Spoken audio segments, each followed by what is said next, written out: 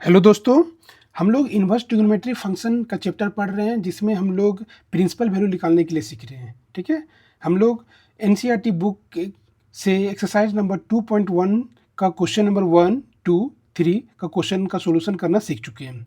आज हम लोग क्वेश्चन नंबर 4 जिसमें क्या बोल रहा है tan inverse minus root three और क्वेश्चन नंबर 5 कॉस इनवर्स -1/2 ये दोनों का क्वेश्चन का सॉल्यूशन करना सीखेंगे। आइए सीखते हैं चौथा और पांचवा दोनों का क्वेश्चन का solution step by step.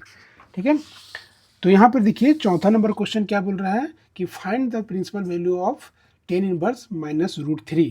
Question बहुत इजी होते हैं। ठीक है, बस थोड़ा सा आपको प्रिंसिपल वैल्यू का रेंज जानना पड़ेगा कि उसका प्रिंसिपल वैल्यू निकालने के लिए कि जो डिफरेंट ट्रिग्नोमेट्रिकल फंक्शन होते हैं उसके रेंज क्या होता है। जैसे टेन इनवर्स है तो टेन इनवर्स इसका रेंज क्या हो गया -π/2 से π/2, ये इसका नॉलेज रखना होगा और ट्रिग्नोमेट्रिकल वैल्यू का नॉलेज रखना होगा। बस आपका ये क्वेश्चन का सोल्यूशन हो जाएगा। आइए देखते हैं इसका सोल्यूशन। सबसे पहले जो क्वेश्चन आपका दिया हुआ है कि टेन इनवर्स -√3, तो इसको आप सोल्यूशन में कुछ ऐसा कीजिए। सबसे पहले मान लीजिए कि लेट टेन इनवर्स -√3 जो क्वेश्चन दिया रहेगा उसको आप थीटा मान लीजिए। ठीक है, तो क्वेश्चन बहुत इजी वे से बनेगा और इसको इक्वेशन 1 नाम दीजिए। ठीक, अब यहाँ पर देखिए tan inverse -√3 equal to theta है। तो एक फार्मूला आप यहाँ से कंसेप्ट पढ़े होंगे कि टेन इनवर्स एक्स बराबर अगर थीटा है, टेन इनवर्स एक्स बराबर थीटा है, तो यहाँ से पूछा जाए कि एक्स बराबर क्या होगा, ये एक्स, तो ये इन्वर्स उधर चला जाएगा, तो इन्वर्स उधर जाएगा तो इन्वर्स हट जाएगा, तो ये हो जाएगा आपका टेन थीटा। कुछ ऐसा ही इसका यूज यहाँ पर कर सकते हो। एक्स की जगह क्या है -√3 है, तो देयरफॉर यहाँ से देयरफॉर दिस इंप्लाइज करके लिखो कि -√3 इक्वल टू आप लिख सकते हो ये टेन इन्वर्स उधर जाएगा तो क्या हो जाएगा टेन थीटा। ठीक, इसी को थोड़ा सा सीधा करके लिख लो, थोड़ा सा कैलकुलेशन करने में आसानी होगा, इसका सॉल्यूशन अच्छा से बढ़ेगा। तो टेन थीटा इक्वल टू क्या हो जाएगा -√3। ठीक, अब आपको ये जानना होगा कि यहाँ पर इधर टेन का फंक्शन है, टेन है, इधर भी प्रयास कीजिए टेन लाने का।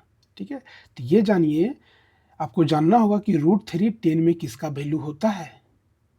ठीक है, पहले ये जानना होगा। ठीक है, तो √3 किसका होता है, तो यहाँ पे आप लिख सकते हो कि टेन 60 डिग्री का वैल्यू कितना होता है। जैसे टेन 30 डिग्री का वैल्यू हो गया 1/√3, टेन 45 का वैल्यू हो गया 1, और तो 60 का वैल्यू क्या हो गया, 60 का वैल्यू होता है √3, माइनस अभी छोड़ दीजिए, सिर्फ टेन 60 का वैल्यू क्या होता है √3 ये। ठीक है, लेकिन प्रयास कीजिए इसको रेडियन में लिखने का, तो इसी को आप लिख सकते हो 60 को आप लिख सकते हो टेन इस तरह से, टेन π/3, π/3 ऐसे। अगर ये पाई की जगह 180 लिख सकते हो, 180 को अगर 3 से भागा दोगे तो 60 होगा ना, तो ये डिग्री में हुआ ये रेडियन में हो, इसका प्रयोग कीजिएगा। तो क्या आप √3 के बदले पर टेन π/3 लिख सकते हो, यहाँ पे लिख दीजिए, तो ये हो जाएगा आपका tan theta equal to, minus रहने दीजिए, सिर्फ √3 के बदले क्या लिख सकते हो टेन π/3, यहाँ से लिख दिए। अब ये माइनस देखिए यहाँ परेशान कर रहा है, ये माइनस, क्योंकि अगर टेन टेन दोनों है लेकिन यहाँ टेन है, यहाँ तो -10 है।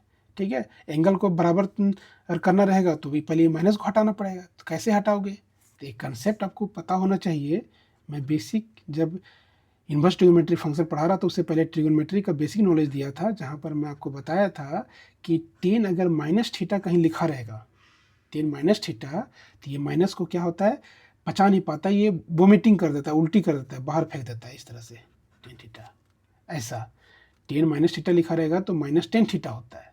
कौन सा कंसेप्ट से, क्योंकि ये जो -θ होता है, यहाँ थीटा हो गया, माइनस मतलब ये क्लॉकवाइज डायरेक्शन में आएगा तो -θ आता है फोर्थ क्वाड्रेंट में, और फोर्थ क्वाड्रेंट में टेन क्या होता है नेगेटिव होता है, इसलिए माइनस आता है। ठीक है, तो यहाँ पर ध्यान से देखिए, और इसको उल्टा देखिए, -10θ है। ठीक है, ये माइनस वाला यहाँ पर अंदर चला गया थीटा के पास, इसको इस तरह से इस रूप में देखिए, ये आपको दिख रहा है यहाँ पर। ठीक है, यहाँ पर देखिए आपको दिखाते हैं फिर से, इसको रहने दीजिए टेन थीटा, यहाँ पर देखिए -10θ है, तो इक्वल टू हम लिख रहे हैं क्या टेन -θ, मतलब ये -θ के साथ अंदर चला गया, इसको आप इस तरह लिख सकते हो टेन -π/3। देखिए सेम, ये माइनस को अंदर कर दिए। ठीक है, अगर बाहर करने मन करेगा तो यहाँ से यहाँ बाहर कर दोगे तो फिर यहाँ से ये आ जाएगा, कोई दिक्कत अब यहाँ पर देखिए ये 10 और यहाँ 10 है, लेकिन दोनों का एंगल क्या अलग अलग है, तो आप यहाँ से एंगल को बराबर कर सकते हो इस तरह से, थीटा बराबर -π/3। काटना नहीं है क्योंकि ये इसके मल्टीप्लाई में नहीं है, इसका एंगल तो साथ रहेगा। ठीक है, अब थीटा इक्वल टू -π/3 आ गया। अब थीटा हम किसको माने हैं, इक्वेशन 1 में थीटा जो क्वेश्चन दिया उसको माने हैं, तो tan इनवर्स -√3 यही ना थीटा की जगह है, तो इसको आप थीटा की जगह लिख दीजिए tan इनवर्स -√3 और इक्वल टू क्या है -π/3। कहाँ से लिखे ये, फ्रॉम इक्वेशन 1 से। ठीक, अब चेक करते हैं क्या ये tan इनवर्स -√3 का वैल्यू -π/3 होगा। तो यहाँ पर देखिए ये tan इनवर्स x के जैसे ट्रीट होगा, तो tan इनवर्स x का जो रेंज दिया हुआ है, देखिए use range of values of different inverse trigonometric function, tan inverse x का जो रेंज है वह -π/2 से π/2 है, मतलब -90 से बड़ा होगा और π/2 से मतलब +90 से छोटा होगा। tan इनवर्स x का जो रेंज दिया हुआ है, tan इनवर्स x का जो रेंज है वो क्या बोल रहा है, -π/2 से बड़ा और π/2 से छोटा होगा, मतलब कह सकते हैं कि -90 से +90 के बीच में होगा। तो ये क्या है, -π/3 क्या हो गया, -60 डिग्री, -60 डिग्री। तो क्या ये -60 जो है इसके बीच में आता है, अगर इसके बीच में आता है तो इसका रेंज, इसका वैल्यू ये सही होगा। ठीक है, ये सही होगा। तो अब यहाँ से आप लिख सकते हो कि देयरफॉर द प्रिंसिपल वैल्यू किसका, ऑफ tan इनवर्स -√3 इज क्या हो जाएगा, -π/3। ये आपका आंसर हुआ। ठीक है, चलिए ये क्वेश्चन समझ में आ गया, इसको अच्छा से नोट डाउन कीजिए। अब हम लोग देखते हैं 5वां नंबर क्वेश्चन। अब इस क्वेश्चन में देखिए क्या बोल रहा है, cos इनवर्स -1/2 का प्रिंसिपल वैल्यू निकालने के लिए। ठीक है, तो सोल्यूशन उसी तरह से हम लोग करेंगे। ठीक है, ये बहुत अच्छा क्वेश्चन है, आपको बहुत कुछ नॉलेज दे के जाएगा। लेट cos इनवर्स -1/2 बराबर इसको क्या मान लोगे, थीटा। ठीक है, इसको हम लोग थीटा मान लिए, इसको इक्वेशन नंबर 1 का नाम दीजिए। ठीक, अब सेम वही प्रोसेस कीजिए। अब यहाँ से 1/2 के बदले लिख सकते हो ना, -1/2 के बदले क्या हो जाएगा, cos थीटा। वही कंसेप्ट कि अगर cos इनवर्स x लिखा रहेगा इक्वल टू थीटा, तो x पूछा जाएगा, तो देयरफॉर x बराबर क्या हो जाएगा, cos थीटा, इस कंसेप्ट का प्रयोग करके।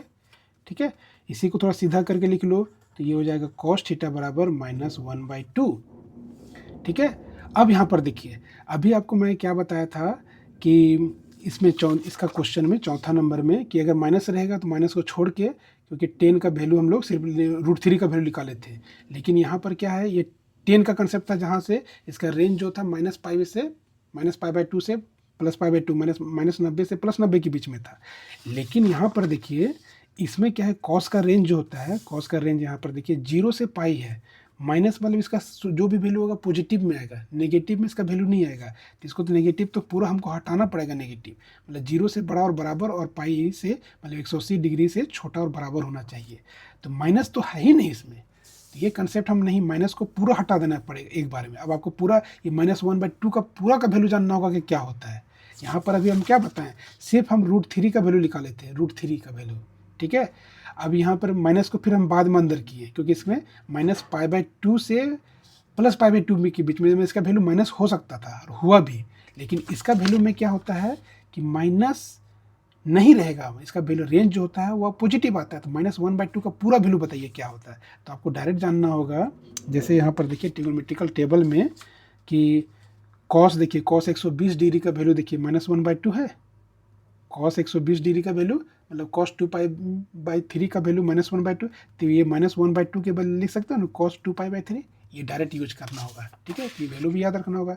मैं यहाँ पर आपके लिए लिख देता हूँ कि -1/2 का डायरेक्ट जो वैल्यू होता है वो cos 120 डिग्री का वैल्यू होता है। ठीक है, अब 120 डिग्री को ही आप क्या रेडियन में क्या ले सकते हो, cos 2π/3। ये तो आपको जानना पड़ेगा, इसका कोई उपाय नहीं है, अगर ये नहीं जानेंगे तब क्वेश्चन नहीं बना पाओगे। ठीक है, अब यहाँ पर देखिए -1/2 के बदले लिख दीजिए, आपका क्वेश्चन का सोल्यूशन हो गया। cos थीटा बराबर -1/2 के बदले क्या लिखोगे, cos 2π/3।